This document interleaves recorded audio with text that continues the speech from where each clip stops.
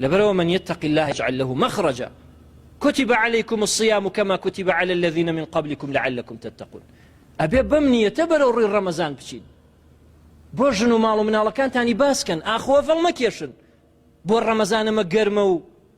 أما نازانم تشيو صحابة ينفرمو لجهاد أبون قرمة أي بيغنبري إخوة صلى الله عليه وسلم إخوة يقول آياتنا قل نار جهنم أشد حرا لو كانوا يعلمون أقري جهنم قرم ترى قربزان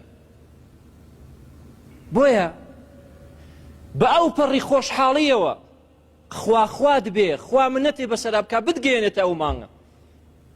خوا الرحمي خويت بيبكا بقيت مانجي رمضان بإيمان وباحتسابه وبالرجوب تاخوا لهمو قناحي له بيش خوش به من صام رمضان إيمانا واحتسابا غفر له ما تقدم من ذنبه هركس يبقى بمانجي رمضان بإيمانه خوا توفر ذكر دولة سلم منيش إيمان دارم إن شاء الله